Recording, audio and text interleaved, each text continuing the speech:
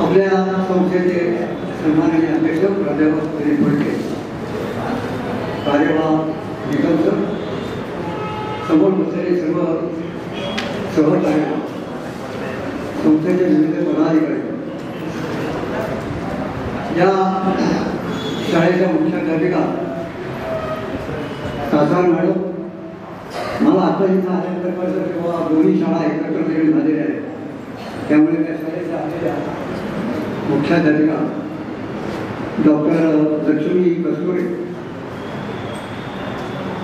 राजेंद्र मिश्र आणि राजेंद्रचा परिवार, मनोगत व्यक्त करण्यापूर्वी आपल्या सगळ्यांना एक विनंती अशी करणार आहे की मिश्राचा परिवार देखील इथं आलेला आहे, आपल्या संस्थेत आलेला आहे, आपल्या शाळेमध्ये आहे. टाळ्यावरून आपण त्यांचं स्वागत करणार.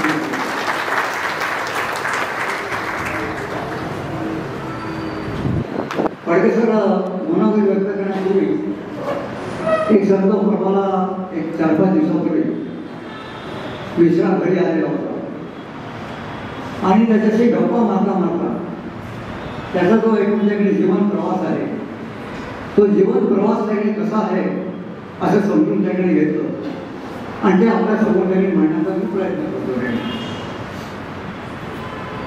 मित्रांनो, नाशिक एज्युकेशन सोसायटीच्या इतिहासामध्ये आपण निरनिळ्या माजी मुख्याध्यापक, शिक्षक, शिक्षकांचा त्यांनी आपण सेवानिवृत्त सत्कार देखील करत असतो. तशी जी एक परंपरा आहे, तशी या संस्थेमध्ये कर्मचारी, शिपाई, सेवक यांची पण एक वेगळी इतिहासात वेगळी एक चांगली परंपरा देखील आहे आणि त्या परंपरेमधला हा राजेंद्र देखील मिश्रा आपल्या समोर देखील आज आहे. 1950 ते 70 किंवा 80 काळामध्ये आता फडके सरांशी बोलत होतो, त्या काळातले काही जे शिपाई होते, जे कर्मचारी होते, त्या कर्मचाऱ्यांची देखील आज आठवण देखील निश्चित केली. त्यामध्ये कैलासवासी नारायण हा एक शिपाई होता जुन्या काळामध्ये. म्हणजे आम्ही जेव्हा शाळेमध्ये होतो त्यावेळी पगडी बिगडी घालायचा आणि पगडी घालून देखील तो काम करायचा. त्यानंतर एक सुका भाऊ होते, सभापती पाठक, चंदे, विठ्ठल पठारे, नाना नाईक आणि राजेंद्रचे वडील कैलासवासी चंद्रबली मिश्रा. ही जुन्या काळातली वेगळी ही सेवक मंडळी आपल्या संस्थेमध्ये काम करणारी होती. आणि आधुनिक काळामध्ये आपल्या इथे उपस्थित असलेले नंदू गवारे, महिला, चंद्रकांत नाईक यांच्याबरोबर 31 जुलैला सेवानिवृत्त होणारा देखील राजेंद्र आपल्यामध्ये देखील आहे. तेव्हा राजेंद्र, तुझे देखील परिवार या सगळ्यांचं देखील आमच्या सर्व पुरस्थितीला स्वागत करतो. मित्रो, मनुष्याच्या जीवनामध्ये उन्हाळे आणि पावसाळे, चढ उतार असे अनेक काही असतात. त्यानुसार राजेंद्रचे आजपर्यंतच्या जीवनाचा विचार करता आपल्याला असं लक्षामध्ये येईल, उत्तर प्रदेशामध्ये इलाहाबादमध्ये जबराहीड नावाचे गाव आहे. त्या जबराहीड गावाचं हे त्यांचं मूळ गाव या मिश्रा परिवाराचं आहे. सुमारे 70 वर्षापूर्वी मिश्रा परिवार आपल्या नाशिकमध्ये स्थलांतर केले झाला आणि कैलासवासी वडील चंद्रबली हे आपल्या भगूर आणि सारळा गांधी विद्यामंदिरमध्ये आपल्या कार्यामध्ये देखील सेवक म्हणून देखील ते काम करत होते. पुढे काही वेळेस त्यांनी कन्या शाळेत सेवक पदावर देखील होते. भगूर विद्या मंदिरमध्ये चंद्रबली काम करत असताना राजेंद्र त्या शाळेमध्ये देखील विद्यार्थी होता आणि 1984 मध्ये हा राजेंद्र 10वी पास झाला आणि पुढे 2 वर्ष अभ्यास देवळालीमध्ये नूतन विद्या मंदिर जे आहे त्या नूतन विद्या मंदिरमधून तो 12वी पास देखील झाला. घरची परिस्थिती सर्वसाधारण देखील होती आणि हा मुलगा भगूरच्या शाळेमध्ये शिकत असताना तिथे एक त्यांनी दुसरा एक सेवक होता, त्याची रिक्षा होती. याला काय त्यांनी एकदम बुद्धिशाली कोण असतो, त्या मित्राला म्हणा मला त्यांनी रिक्षा शिकायची म्हणून राजेंद्र रिक्षा शिकला आणि पार्ट टाइम हा रिक्षा चालवण्याचं काम त्याने त्या काळामध्ये करत होता आणि आपल्या घराला आपल्या परिवाराला अर्थार्जन करून मदत करण्याचं काम त्याने हा राजेंद्र त्या काळामध्ये करत होता. शिक्षणाबरोबर ज्या मुलांनी मित्राबरोबर रिक्षा चालवून अर्थार्जन केलं आणि 12वी नंतर 1987 ते 1996 पर्यंत उंडवाडी शाळेत शिपाई म्हणून त्यांनी काम केलं. माझ्या आठवणीप्रमाणे आपले अध्यक्ष आणि त्यावेळेचे तिकडे school committee chairman Phadke sir त्यांनी तिथं होते. फडके सरांच्या काळामध्ये तिकडे अनेक ठिकाणी तिथं असलेले शिक्षक शिक्षिकेतर त्यांनी लावलेले. शिपाई सेवेत असताना विनाअनुदान तत्वावर आणि अल्पवेतनावर या मुलांना त्यांनी खूप ठिकाणी काम केलं आणि जवळजवळ 10 वर्षानंतर 1996 मध्ये हा राजेंद्र अनुदान तत्वावर असणाऱ्या शाळेमध्ये त्यांनी परत आला आणि खऱ्या अर्थानं त्यांनी त्याचं अर्थार्जन त्यांनी सुरू झालं आणि त्याची त्यांनी भाकरी त्यांनी सुरू झाली. मग अशी सरांची गप्पा मारता सरांनी मला असं सांगितलं की मी ज्या संस्थेमध्ये काम करत होतो म्हणजे प्राध्यापक म्हणून त्याही संस्थेमध्ये अनेक वेळा त्यांनी लोक रिटायर होतात, परंतु आज आपल्या संस्थेची जी प्रथा आहे जुन्या काळापासून की सेवानिवृत्त झालेला त्यांनी जो कर्मचारी आहे शिक्षक आहे त्याच्या कार्यक्रमाला जुने सर्व त्यांनी सहकारी त्यांनी उपस्थित राहतात ही एक महत्त्वाची वेगळी गोष्ट आहे. आणि म्हणून आज राजेंद्राच्या कार्यक्रमाला देखील सगळे जुने त्यांनी सहकारी इथे त्यांनी आलेले आहेत. शाळा आणि संस्था यांच्याबद्दलचा अपेक्षापणा त्याच्या मनामध्ये जी भावना आहे ती त्यांनी असे बोलून दाखवली. गप्पा मारता मानसिक भावना त्यांनी व्यक्त करताना तो असं म्हणतो, सर ती जर विद्या मंदिर भरपूर शाळा म्हणजे माझे माहेर आणि सासर.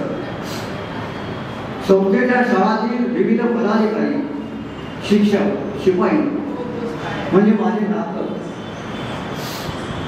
संस्था ही माझी धनदायी. सेवेच्या शेवटच्या काळामध्ये आणि कठीण प्रसंगामध्ये कोठारी शाळेतील शिक्षक शिक्षकेतरांनी पालकांनी मित्रांनी आणि विशेषतः शाळेतल्या मुख्याध्यापिका कासार मॅडम आणि कोळे मॅडम यांच्या सहकार्याने मी आज सर्वांपासून दूर जात आहे याचे खूप मला वाईट वाटते. संस्थेच्या सर्वच अनुदानित शाळांच्या सेवेमुळे आणि बदल्यांमुळे माझी मुख्याध्यापक त्यावेळेस सेकंड सर तिथे स्कूल कमिटी सर होते त्यावेळेस गुजराती सर त्यावेळेस तिथे मुख्याध्यापक पहिले मुख्याध्यापक केले गेले. कैलासवासी Gujarati sir Phatak madam Kali Joshi Mate sir Lele sir Manmadkar बेदारबाई आणि विद्यमान त्याकडे Tarapurkar Navale Rangari CM Kulkarni Mohite sir Kasar madam जवळजवळ 15 ते 16 मुख्याध्यापकांच्या काळामध्ये त्यांनी मी त्यांच्याबरोबर त्यांच्या हाताखाली काम केलं आणि मला अनेक त्यांनी चांगले संस्कार त्यांनी मिळाले आणि या संस्कारातून मी त्याकडे घडत त्यांनी गेलो अशी एक भावना राजेंद्रांनी त्याकडे व्यक्त केली. माझी स्वतःची आठवण म्हणजे मी ज्यावेळेस त्याकडे उपाध्यक्ष होतो त्यावेळेस त्याकडे चंद्रवली मिश्रा आणि आपल्याकडे काम करणारा प्रभाकर वाघ या दोघांमध्ये एक सेवानिष्ठतेचा त्याकडे वाद होता. त्या वादासाठी म्हणून तोशिबा साहेबांनी मला आणि बेदारबाईंना दोघांना त्याचं समिती प्रमुख म्हणून नेमलं. मग काम करता त्यांनी असं लक्षामध्ये आलं की मग कोणावरही त्याकडे अन्याय तर होऊ नये परंतु निकाल त्यांनी सुव्यवस्थित व्हायला पाहिजे. मग प्रभाकर वाघलाही बोलवलं आणि चंद्रवलीलाही बोलवलं. तर प्रभाकर वाघला त्यांनी बोलवल्यानंतर जी माहिती मिळाली त्या माहितीत असं लक्षात आलं की हा शिपाई जवळजवळ 1 ते 1.5 वर्ष त्यांनी ॲब्सॉन्ड होता, शाळेतच नव्हता. मग असं लक्षामध्ये आलं की जो माणूस त्याकडे शाळेमध्येच नाही आहे त्याची सेवाच त्याकडे खंडित झाली आहे. त्यामुळे साहजिकच चंद्रवली मिश्रा हे सेवानिष्ठ त्याकडे झाले आणि सेवानिष्ठ होऊन त्यांना ते पुढचं त्याकडे प्रमोशन त्याकडे मिळालं. अशी एक तुझ्या वडिलांची एक आठवण त्याकडे माझ्या मनामध्ये आता निर्माण झाली. कुटुंब वत्सल जर म्हणावं तर राजेंद्रने असं सांगतो कौटुंबिक जीवनामध्ये राजेंद्राच्या सुविद्य पत्नी लीनाताई या देखील 10वी उत्तीर्ण आहे आणि त्यांनी पण त्याकडे राजेंद्रच्या समूह जीवनामध्ये त्यांनाही त्याची साथ दिली, त्याबद्दल एक त्याचं अभिनंदन करून टाळ्या.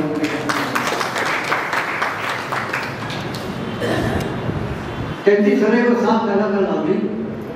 त्याची मुलं रवी आणि अमित दोघेही उच्च पदवीधर असून MCA असून इंजिनियर असून एका मोठ्या कामावर ते पदसिद्धतेने काम करत आहेत.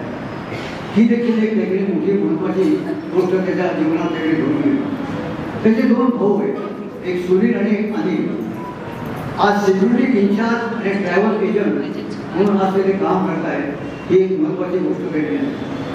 मिश्रा परिवारामध्ये आणि त्या गोकुळामध्ये राजेंद्र सुखी जीवन त्याकडे जगतोय, याबद्दल त्याचं त्याकडे मुद्दाम आनंद आणि समाधान देखील व्यक्त करतो. मिश्रा परिवारामध्ये आणखी एक महत्त्वाची गोष्ट अशी लक्षात आली त्याच्या बोलण्यामध्ये, हा मिश्रा परिवार अतिशय धार्मिक वेगळी आहे. राजेंद्रच्या जीवनामध्ये आणि परिवारामध्ये एक वैशिष्ट्य मला जे भावलं ते म्हणजे हा परिवार मूलतः उत्तर प्रदेशी असूनही महाराष्ट्राशी आणि मराठी माणसाशी एकरूप देखील झालेला आहे. हे एक फार महत्त्वाची देखील गोष्ट देखील आहे. आणि शेवटच्या काळात देखील त्याच्या संदर्भात बोलायचं झालं असं म्हणता येईल की आपण अनेक वेळा असं म्हणतो की आपल्या जीवनामध्ये अनेक वेळा काही घटना घडून जातात आणि त्या घटनांमध्ये आपल्याला देवाचा एक साक्षात्कार असा देखील मिळतो. या साक्षात्काराच्या संदर्भामध्ये देखील तो असं देखील सांगतो, तो स्वतः आणि त्याचा परिवार स्वामी समर्थ आणि शेगावचे देखील जे गजानन महाराज त्यांचे देखील जे परिवार देखील भक्त आहे. आणि जाता जाता त्यांनी एक अशी आठवण देखील सांगितली, सर माझ्या जीवनामध्ये मी एकदा शेगावला मी आणि माझी पत्नी देखील गेलो, तेव्हा जाताना देखील आदल्या दिवशी देखील चांगलं दर्शन देखील झालं आणि दुसऱ्या दिवशी सकाळी देखील गाडी होती. पण पत्नीने देखील आग्रह धरला नाही, परत सकाळी एकदा देखील दर्शन देखील घेतलं. मी तिला म्हटलं की आता आपली 10-10:30 गाडी आहे आणि आपल्याला जायला तर काही पाहिजे नाही, म्हणजे आपल्याला जायलाच पाहिजे. तिच्या आग्रहाखातर देखील शेगावच्या मंदिरामध्ये गेलो. प्रचंड गर्दी, त्या गर्दीमधून त्यांनी तेव्हा आमची गाडी निघून जाईल की सांगता येत नाही. पण का कोणाष्टो दैवात त्यांनी काहीतरी आपला असतो त्यांनी. आणि तेवढ्यात एक त्यांनी पांढरा पोशाख घातलेला एक ग्रस्त त्यांनी माझ्याजवळ आला आणि आम्हाला म्हणाला काय तुम्हाला काय पाहिजे काय त्यांनी काही नाही म्हणा, आमची गाडी आता जाईल नाही म्हणून आम्हाला दर्शन तर घेणं काही विक्रम प्राप्त आहे, चला मी तुमच्या बरोबर त्यांनी येतो. आणि ती व्यक्ती आम्हाला घेऊन गेली आणि संपूर्ण दर्शन त्यांनी आम्हाला घडवलं. बाहेर आल्यानंतर पत्नी म्हणाली की मला त्याला आपल्याला आभार मानलं पाहिजे, काहीतरी त्याला द्यायला पाहिजे. आणि मागे वळून बघतो ती व्यक्ती देखील गायब.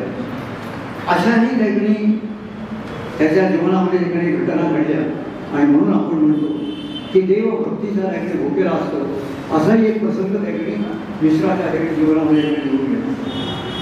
आणि म्हणून आपण असं म्हणतो मित्र, क्षेत्र कोणतेही असो, हाती घेतलेल्या कामावर निष्ठा आणि ध्यास या 2 गोष्टी असतील तर ते काम देखील निश्चित देखील चांगल्या प्रकारे देखील होतं असं आपण म्हणतो.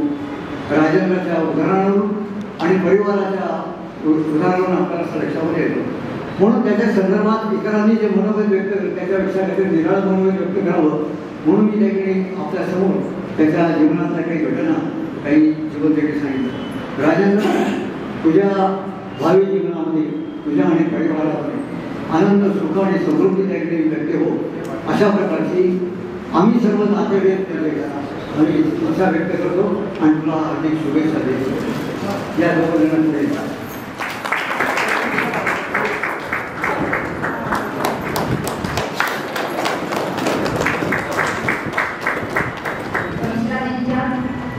दीर्घ औपचारिक कारकिर्दीच्या नोकरीचा शेवट असला तरी ती एका नव्या जीवनशैलीची सुरुवात देखील आहे.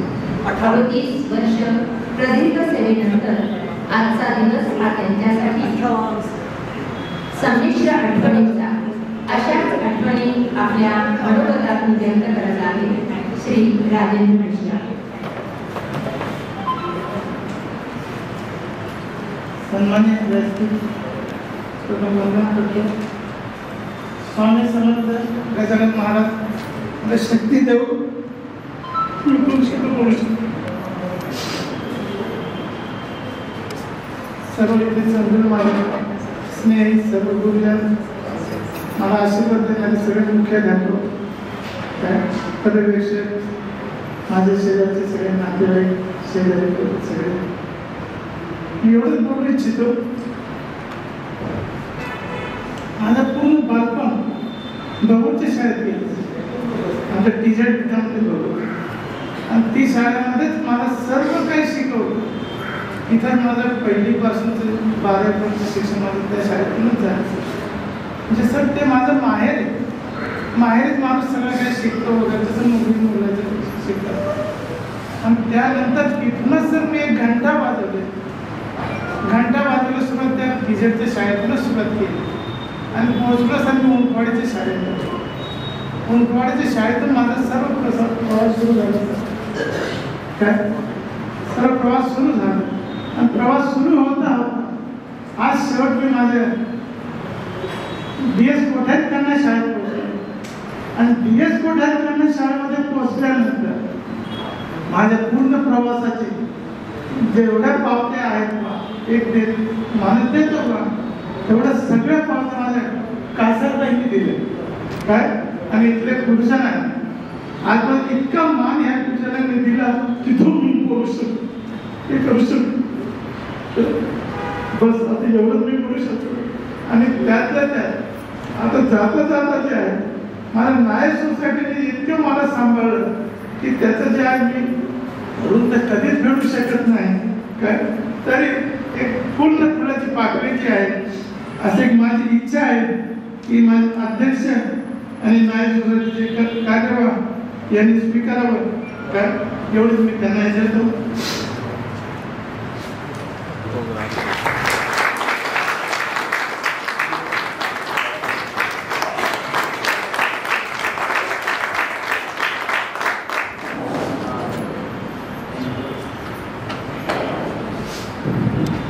कोठारीकरांना शाळेत मिळाले आणि इथल्या सगळ्या विद्यार्थ्यांचा सर्व स्नेह तो इतका लाभला की जेवढं मला करता येतं तेवढं मी ते केलंच.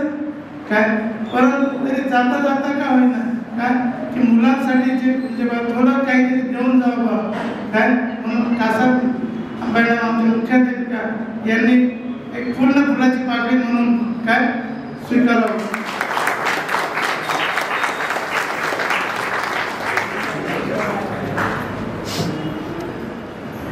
म्हणून माझी पूर्ण फुलाची पाकळी त्याबद्दल सुखादास माझ्याकडून माफ करा.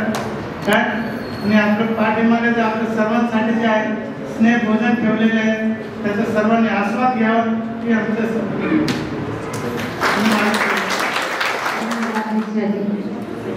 मिश्राजींच्या मनोगतातून त्यांच्या संमिश्र भावना त्या ठिकाणी व्यक्त झाल्या.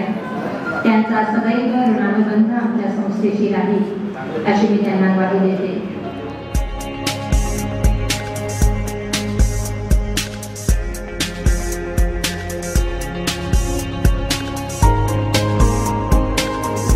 नामवंत शिक्षण संस्था म्हणजे नाशिक एज्युकेशन सोसायटी. या संस्थेचे अध्यक्ष आमचे मार्गदर्शक प्रेरणास्थान अर्थातच आजच्या कार्यक्रमाचे अध्यक्ष माननीय श्री दिलीप फडके. आजच्या कार्यक्रमाचा उत्सवमूर्ती राजेंद्र मिश्रा त्यांचे कुटुंबीय सगळे देशमुखकर निलमकर कासार मॅडम तारापूरकर मॅडम वकील मॅडम गाबडे साहेब समोर बसलेले सगळे महानुभाव आणि बंधू दोन कॅटेगरीज केले महानुभाव आणि बंधू.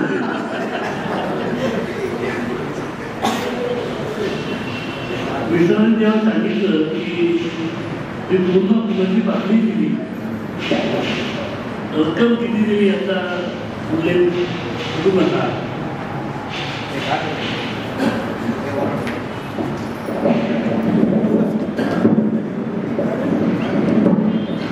तेव्हा बाबा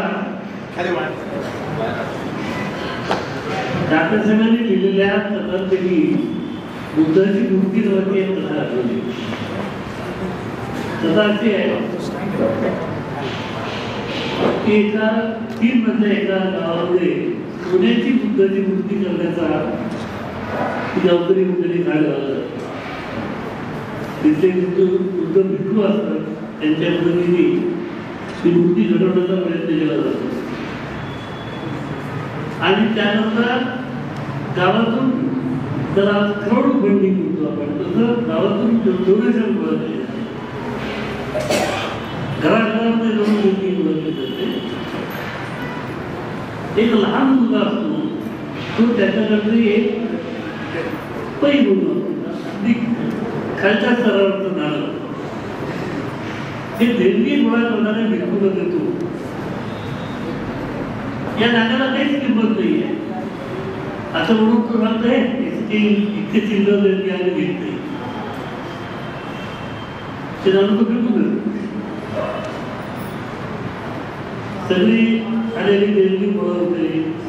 सोन्याची मूर्ती घडवण्याकरता तापलेलं सोनं त्या साच्यामध्ये उतरलं जातं.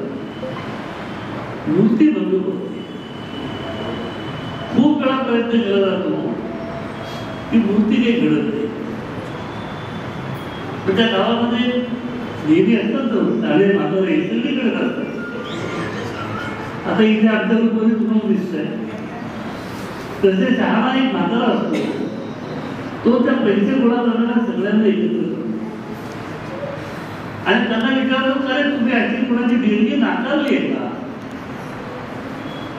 तर त्यांचा एक त्याला उठून सांगतो की हो एक लहान मुलगा होता त्याने मला एक देणगी घेऊन दिली की मी नाकारली. तर काय म्हणतात एवढ्या मोठ्या खर्चामध्ये त्या देणगीचा काही उपयोग तेवढं दुःख आहे तुला कळत नाही. या मूर्ती करता ज्या ज्या माणसांच्याकडनं पैमाने देणगी आलेली असेल ती एकत्र केली तरच ही मूर्ती निर्माण होईल. अन्यथा ही मूर्ती निर्माण होणार नाही. तो भिक्खू त्या माणसाकडे जातो, त्या मुलाकडून ती देणगी घेतो, ती देणगी पुन्हा त्याच्यात कन्वर्ट केली जाते आणि मग ती मूर्ती घडते. राजूजी म्हणतो पापडी त्या पापडीचं काय महत्व आहे हे या कलेमध्ये आपल्याला लक्षात येईल. 5 कोटी 10 कोटी देणारी देणगीदार असतील कदाचित ते जेवढे महत्वाचे ते महत्वाचे नाही असं नाहीये. ते महत्वाचे आहेतच. पण या संस्थेच्या कारभारामध्ये यथाशक्ती देणगी देणारा प्रत्येक देणगीदार महत्वाचा आहे.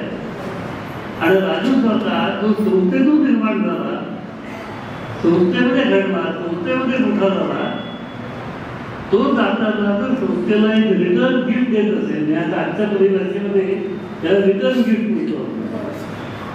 तर ते रिटर्न गिफ्ट चॉकलेट आहे का शर्ट आहे का टेलिव्हिजन याला बोलतो तू दिली हे महत्वाचं आहे. तुझ्या मनामध्ये अशी कृतज्ञता अशी भावना निर्माण झाली या संस्थेमध्ये आपण काहीतरी दिलं पाहिजे. इतकंच नाही तर या शाळेतल्या मुलींचं आपण काहीतरी केलं पाहिजे असं तुला वाटतं. ही गोष्ट खूप मोठी आहे, महत्वाची आहे. ही भावना मनात निर्माण झाल्याबद्दल तुझं मुद्दाम मी कबूल केलं.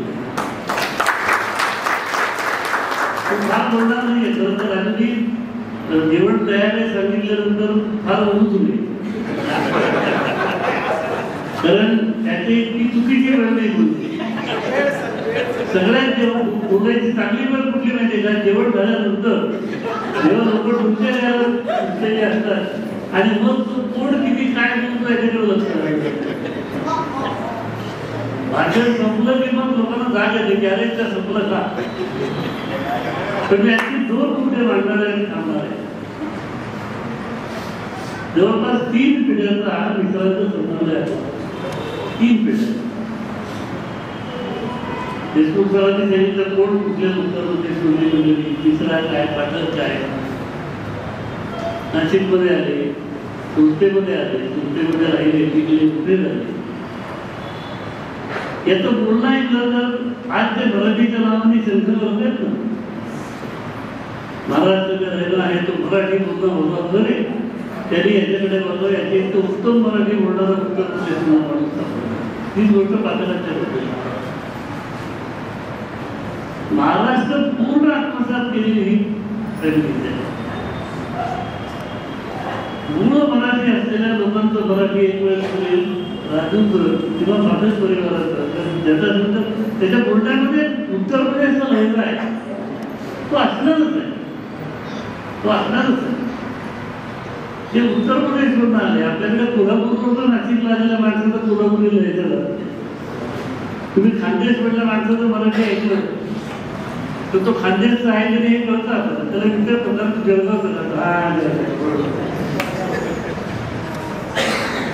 त्यामुळे त्याच्या बोलण्यामध्ये मराठी उत्तर प्रदेशचा लहजा असणं वेगवेगळं ठरलं पाहिजे. पण महाराष्ट्राची पूर्णपणाने समरस झालेली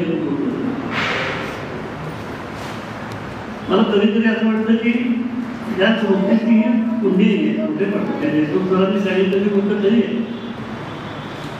जिथे मी 40 वर्ष होती त्या संस्थेमध्ये मागच्या वर्षामध्ये शेवटी एप्रिलमध्ये माझ्या हाताखाली शिकलेली आणि आज त्या कॉलेजमध्ये प्राध्यापक असलेली माझी एक विद्यार्थी रिटायर झाली. तिला मी 5-6 वर्ष कॉलेजमध्ये शिकवलं. नंतर मी कॉलेजमध्ये लागली, माझ्या हाताखाली होती. तिचं सगळं करिअर माझ्या समोर घडलं. तिचं लग्न माझ्याकडे घडलं.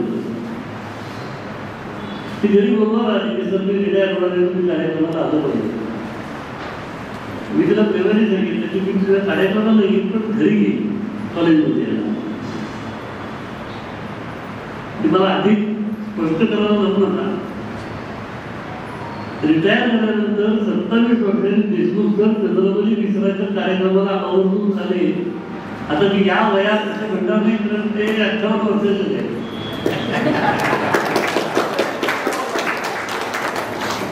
या वयात असं म्हणणार नाही की मी त्यांना नेहमी नोंदीने असं म्हणतो की तुम्ही लग्नामध्ये ती पॅन्ट घातली असेल. आमच्या पॅन्टच्या आकार काढले, ती अटल करावी लागली, मुठी करावी लागली, तुला लहान करावी लागली. देशमुख सरांच्या फिजिक्समध्ये आजही अजिबात बदल नाही.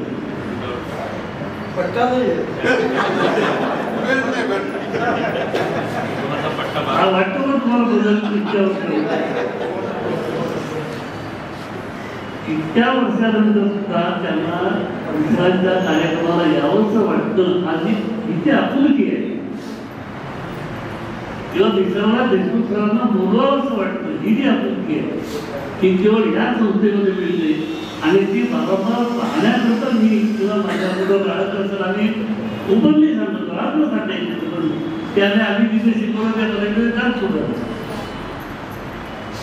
कधी मी या रस्त्याने पुढे राहताना आमचा तो घराजवळून चहावाला आहे, त्याच्याकडे चहा पितो टपरीवर. पण त्याच्याबद्दल मला जेवढं प्रेम वाटतं तेवढं आपल्या लोकांबद्दल वाटत नाही. हा सगळ्यात खराब. तुम्ही हे जे साध्य केलेलं आहे हे संस्थेवरचा आता निश्चितही सत्य केलं आहे. तुम्ही काम चांगलं करता म्हणून केलेलं आहे. आता काम चांगलं करता असं मी सर्टिफिकेट दिलं तर त्याचा गैरसमज करू नका. नाहीतर पुढं काही मुलं असेल किंवा प्रश्न आलेले असतील तर तुम्ही कसं म्हणले त्यावेळेला काम चांगलं करतात तर ते असं बोलावं लागतं. उंटवाडीला जेव्हा मी चेंबूर होतो तेव्हा मी काय असं म्हणायचो की आजची उंटवाडी उद्याची गोष्ट झाली. ही गोष्ट खरी आहे. वेगवेगळ्या ठिकाणी साधारण बरोबर ना ती सगळी उंटवाडी केली. कधी पगारावरती कष्ट करण्याची गरज असताना पुढे काय होणार आहे हे भविष्य दिसत असतात. त्या लोकांनी जे काम केलं त्याच्यामध्ये सगळेच होते. शिक्षक होते, मुख्याध्यापक होते, पदाधिकारी होते, मित्रांसाठी इंजिनियर कर्मचारी होते. या सगळ्यांनी हातभार लावला म्हणून काम पूर्ण होते. खंडोबाची तळी भरता का तुम्ही? खंडोबाची तळी भरता कधी भरता? घरातली सगळी माणसं एकत्र येतात, त्या पदार्थीला हात लावतात आणि मग ते उचलतात. सगळ्यांचे हात लागले तर ती खंडोबाची तळी भरली जाते, नाहीतर ती होत नाही. आपण सर्वजण माझ्या शांतपणे ऐकून घेतो. जेवणाची अनुमती सुद्धा त्यामुळे तुमचा खूप धन्यवाद आभार मानतो. मित्रांना शुभेच्छा देतो. आता उद्धव सरांनी सांगितलं, फडके सर सांगतील ग्रॅज्युएट शाळेचं एक वाईट असं आहे की तिथे माणूस म्हणजे ते शाळेत जायचं. ही जर नॉनग्रॅज्युएटची असली तरी विचारल्यानंतर असं उद्यापासून कामं दिसलं नाही. मी तुमच्या रवींद्र पगारांना म्हटलं होतं तिथे रिटायर झाले आधी राहू द्या, उद्यापासून पेटे हायस्कूलला खाली तुझे उभे दिसले पाहिजे म्हणून ते खरंच दिसले. ते विचारलं असं म्हणणार आहे की थोडा पोलीस जो असतो रिटायरमेंट झाल्यानंतर थोडंफार घरच्या लोकांना वेळ द्यायला लागतो. तेवढा दे. आपल्याकडे नॉनग्रॅज्युएटच्या शाळांमध्ये प्रयोगशाळा हा एक अत्यंत महत्वाचा पण तिचा निग्लेक्टेड भाग. एमएस कोठारी अकॅडमीमध्ये आपण 11वी-12वी सायन्स काढले. तिथे प्रयोगशाळा चांगली असणं ही अत्यंत आवश्यक गोष्ट आहे. त्या संदर्भात तुझ्याकडे जबाबदारी देणार आहे. मुली पिरियड तुझा मुलं आहे त्याच्या मुलाला लागला तर मुलं आहेत, ऐकू आहे ती गाणं असं बसायचं काय तुम्ही जाणार काय एवढ्या वेळ कसं आम्हाला बोलवलं करायचं तर मुली पिरियडमध्ये पण तुला संस्थेचं काम आहे, तुझ्या मुलीचं काम आहे आणि संस्थेच्या दृष्टीने महत्त्व असलेलं काम आहे. एवढंच काम मी थांबतो. धन्यवाद.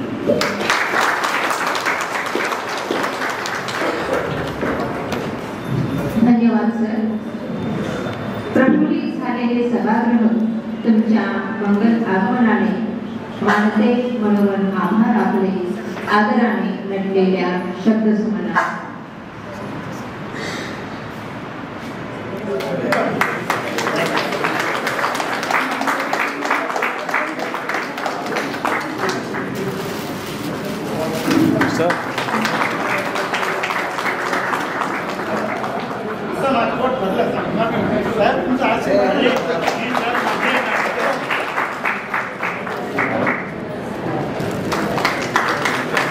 प्रयोगशाळा सहाय्यक श्री मिश्रा सर यांचा सेवापूर्ती कार्यक्रम.